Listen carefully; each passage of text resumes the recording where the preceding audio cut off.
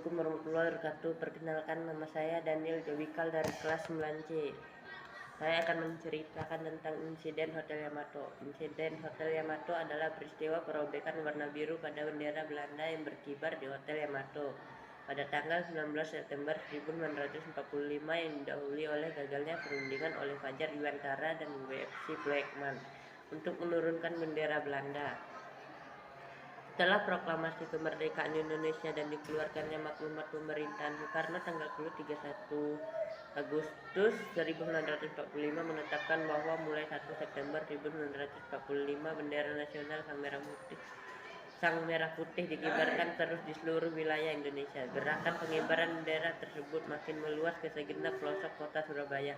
Di berbagai tempat strategis dan tempat lainnya, bendera Indonesia dikibarkan antara lain di teras atas gedung kantor Presidenan yang terletak di muka gedung Kampetai. Di atas gedung Internatio disusul barisan pemuda dari segala penjuru Surabaya yang membawa bendera Indonesia datang ke Tambak Sari.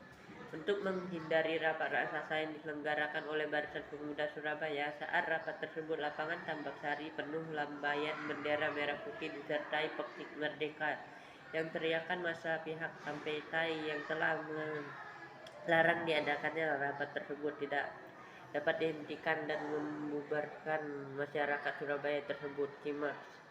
Klimaks gerakan pengibaran bendera di Surabaya kemudian terjadi pada insiden perobekan bendera di Hotel Yamato di Jalan Tunjungan nomor 65 Surabaya. Awalnya Jepang dan Indo-Belanda yang sudah keluar dari Interdiran menyusun suatu organisasi komite kontrak sosial yang mendapatkan bantuan penuh dari Jepang. Terbentuknya komite ini disponsori oleh Palang Merah Internasional.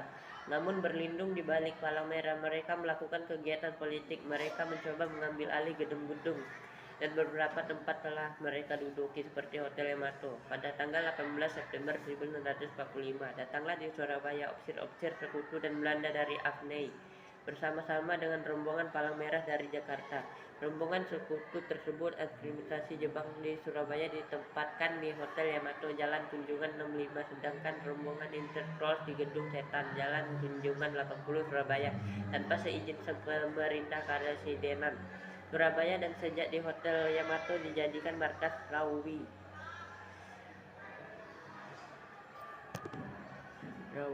Kelompok orang Belanda di bawah pimpinan WFC Blackman pada malam hari tanggal 19 September 1945 tepatnya pukul 9 pas mengibarkan bendera Belanda tanpa persetujuan pemerintahan Surabaya. Daerah Surabaya di tiang pada tingkat teratas Hotel Yamato, sisi sebelah utara. Keesokan harinya para pemuda Surabaya melihatnya dan menjadi marah karena saat menganggap Belanda telah menghina kedaulatan Indonesia, hendak mengembalikan kekuasaan kembali di Indonesia, dan melecehkan gerakan pengibaran bendera merah putih yang sedang berlangsung di Surabaya.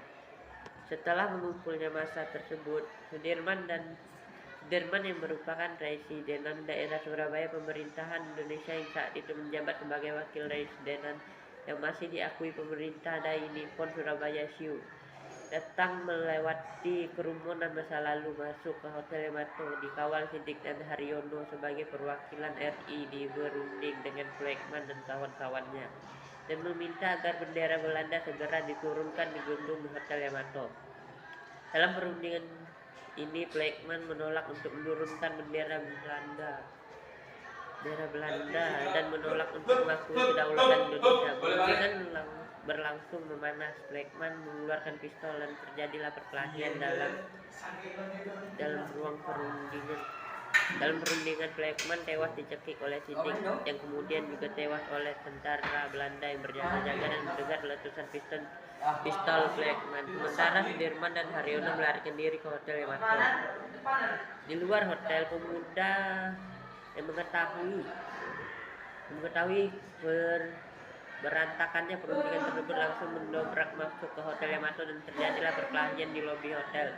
Sebagian pemuda berebut naik ke atas hotel untuk menurunkan bendera Belanda. Haryono yang semula bersama Sudirman kembali ke dalam hotel terlibat dalam pemanjatan tiang bendera dan bersama Kusino Wibowo berhasil menurunkan bendera